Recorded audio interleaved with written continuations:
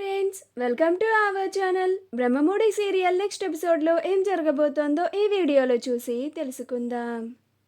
కావ్యకి పిచ్చి పట్టింది అని అన్న రుద్రాని అసలేం జరిగింది అని తెలుసుకోవడానికి ఈ వీడియోని స్కిప్ చేయకుండా ఎండ్ వరకు చూసేయండి.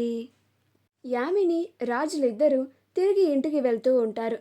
అప్పుడు యామిని, బావా, నువ్వు ఒక ఆవిడని హాస్పిటల్లో జాయిన్ చేశానన్నావు కదా, ఆవిడ పేరేంటి అని అంటుంది. అప్పుడు రాజ్, ఏమో నాకు కూడా తెలీదు యామిని, కానీ ఆవిడ ఎవరి కోసమో పరిగెత్తుకుంటూ వెళ్తూ వెళ్తూ మన కార్ దగ్గరే కళ్ళు తిరిగి పడిపోయింది. అందుకే నేను వెళ్ళి హాస్పిటల్లో జాయిన్ చేశాను. ఆవిడెవరో కూడా నాకు అసలు తెలీదు అని అంటాడు. అప్పుడు యామిని పరిగెత్తుకుంటూ వెళ్తూ మన కార్ దగ్గర ఆగి కళ్ళు తిరిగి పడిపోయిందా, ఎవరై ఉండొచ్చు అని ఆలోచిస్తూ ఆవిడ చూడడానికి ఎలా ఉంది బావా అని అంటుంది.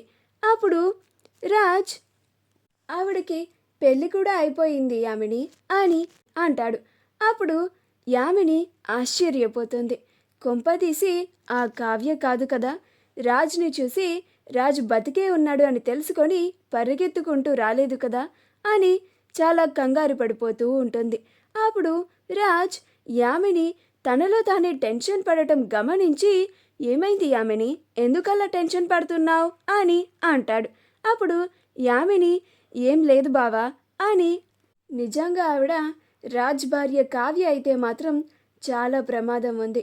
ఈసారి నుంచి బావని ఒక్కడనే అస్సలు వదిలేయకూడదు. అలాగే బావని ఏదైనా అవసరం ఉంటేనే బయటకు తీసుకురావాలి. లేకపోతే ఇలానే వాళ్ళ కుటుంబంలో ఏ ఒక్కళ్ళు చూసినా కానీ చాలా ప్రమాదం. నాకు నా బావని దూరం చేసేస్తారు. రాజ్ని వాళ్ళ కుటుంబం వాళ్ళు తీసుకెళ్ళిపోతారు. అప్పుడు ఇంకా నేను కోరుకున్న జీవితం నాకు అస్సలు దక్కదు. ఇప్పుడిప్పుడే రాజులో మార్పు వస్తోంది. ముందు ముందు ఇంకాస్త ఫోర్స్ చేసి ప్రెజర్ పెట్టి ఇంకా పూర్తిగా రాజ్ మారిపోయేలాగా చేయాలి. అతి వీలైనంత తొందరలో రాజ్ని నేను పెళ్లి చేసేసుకోవాలి. అప్పుడు ఇంకా నేను కోరుకున్న జీవితాన్ని చాలా సంతోషంగా బ్రతకచ్చు అని అనుకుంటూ ఉంటుంది. కావ్య కారులో ఇంటికి వెళ్తూ ఉంటుంది. అలా చుట్టుపక్కల కూడా వెతుకుతూ ఉంటుంది. చుట్టుపక్కల ఎక్కడైనా రాజ్ కనిపిస్తాడేమో అని. అలా రాజ్ కనిపించాడు అని కొంచెం సంతోషంగా, రాజ్ వెళ్ళిపోయాడు అని కొంచెం నిరాశగా ఉంటుంది. స్వప్న ఇంట్లో అందరితో నాకు కూడా కావ్యని నమ్మాలి అని అనిపిస్తోంది.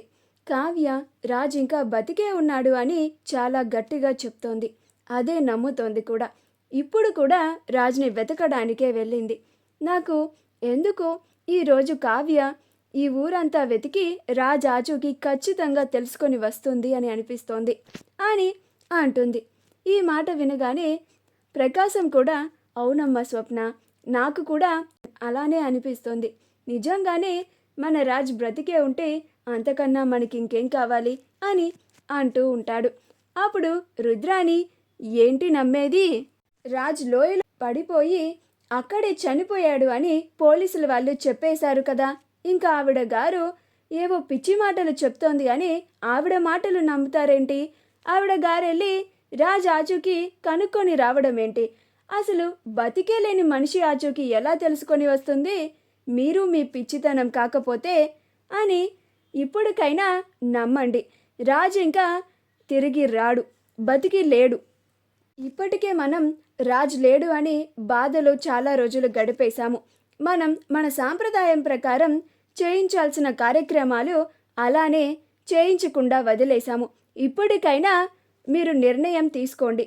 రాజు ఇంకా తిరిగి రాడు, బతికి లేడు అని అంటూ ఉంటుంది. అప్పుడే కావ్య వచ్చి, రుద్రాణి గారు అని అరుస్తుంది. అప్పుడు అందరూ కావ్యనే చూస్తూ ఉంటారు. అప్పుడు కావ్య, ఇంకొక్కసారి నా భర్త తిరిగి రాడు, బతికి లేడు అని అన్నారంటే మాత్రం ఊరుకునేది లేదు అని అంటుంది. అప్పుడు రుద్రాణి, రాజ్ చనిపోయాడు కాబట్టే తిరిగి రాడు అని చెప్పాను, నేనన్న దాంట్లో తప్పేముంది అని అంటుంది. అప్పుడు కావ్య, ఎందుకంటే నా భర్త ఇంకా బతికే ఉన్నాడు కాబట్టి అని అంటుంది. అప్పుడు అందరూ ఆశ్చర్యంగా చూస్తూ ఉంటారు. అప్పుడు రుద్రాని రాజ్ బతికుండడమేంటి అని అంటుంది. అప్పుడు కావ్య, అవును, ఆయన బ్రతికే ఉన్నారు, నేను నా కళ్ళారా ఆయన్ని చూశాను అని అంటుంది. అప్పుడు అపర్ణ, అమ్మ కావ్య, ఏం మాట్లాడుతున్నావమ్మా నువ్వు? వాడు బతికే ఉన్నాడా? నా కొడుకు రాజ్ బ్రతికే ఉన్నాడా అని అంటుంది. అప్పుడు కావ్య, అవునత్తయ్య, నా కళ్ళతో నేను ఆయన్ని చూశాను. నేను కారులో ఆయన కోసం వెతుకుతూ వెళ్తూ ఉంటే ఆయన కారులో వెళ్తూ ఉన్నారు. నేను వెంటనే మన కార్ దిగేసి వాళ్ళ కార్ వెనకే పరిగెత్తాను. అలా పరిగెత్తి ఆయన దగ్గరికి వెళ్ళగానే చాలా నీరసంగా ఉండడం వల్ల అక్కడే కళ్ళు తిరిగి పడిపోయాను. ఆయనే నన్ను హాస్పిటల్లో జాయిన్ చేశారు కూడా. ఆయనే బిల్ అన్నీ కట్టి అక్కడి నుంచి వెళ్ళిపోయారు. ఆ తర్వాత ఆయన్ని ఎంత పిలిచినా కానీ ఆయన వినిపించుకోకుండా కారులో వెళ్ళిపోయారు అని అంటుంది. అప్పుడు సుభాష్, ఏంటమ్మా కావ్య, నువ్వు చెప్పేది నిజమేనా? రాజు నిన్ను హాస్పిటల్లో జాయిన్ చేశాడా అని అంటాడు. అప్పుడు కావ్య, అవును మావయ్య గారు, నేను ఆయన్ని చూశాను అని అంటుంది. అప్పుడు ఇందిరాదేవి, ఇప్పుడు కావ్య చెప్తున్న మాటలన్నీ వింటూ ఉంటే రాజు ఇంకా బ్రతికే ఉన్నాడు అని నాకు అనిపిస్తోంది. నిజంగా ఆ దేవుడి దయ వల్ల నా మనవడు బతికే ఉంటే అంతకన్నా మంచి విషయం నాకు ఇంకేదీ ఉండదు అని అనుకుంటూ ఉంటుంది. అప్పుడు రుద్రాని, డౌటే లేదు, ఈ కావ్యకి పిచ్చి పట్టింది. రాజు గురించి రోజు ఆలోచించి లేని మనిషిని ఉన్నాడు అని ఊహించుకొని అనుకోవడం వల్ల ఈ కావ్య పూర్తిగా పిచ్చిదైపోయింది.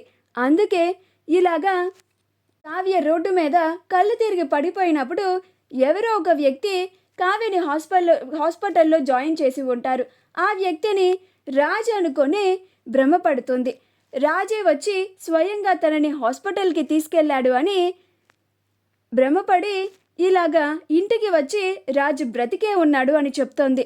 మన పిచ్చి కాకపోతే చనిపోయిన వ్యక్తి తిరిగి రావడమేంటి అని అంటుంది. అప్పుడు స్వప్న, అత్త, నా చెల్లిని ఏమన్నా అన్నావంటే మాత్రం పళ్ళు రాళ్ళ కొడతాను, అత్తవి అని కూడా చూడను అని అంటుంది. నా చెల్లిని పిచ్చిది అని అంటావా? నువ్వు నీ కొడుకు పిచ్చివాళ్ళు. నా చెల్లి పిచ్చిది ఏం కాదు, నిజంగానే రాజే వచ్చి ఉంటాడు. రాజే కావ్యని హాస్పిటల్లో జాయిన్ చేసి ఉంటాడు అని అంటుంది. అప్పుడు రుద్రాని, నిజంగా రాజే వచ్చి కావ్యని హాస్పిటల్లో జాయిన్ చేసి ఉంటే అప్పుడు రాజు బ్రతికే ఉన్నాడు అని అనుకుందాం. అప్పుడు మరి రాజు మన ఇంటికి ఎందుకని తిరిగి రాలేదు అని అంటుంది. మా వీడియో కనుక మీకు నచ్చినట్లయితే లైక్ చేయండి, షేర్ చేయండి, మా ఛానల్ని సబ్స్క్రైబ్ చేసుకోండి. పక్కనే ఉన్న బెల్ ఐకాన్ని క్లిక్ చేయడం మాత్రం మర్చిపోకండి.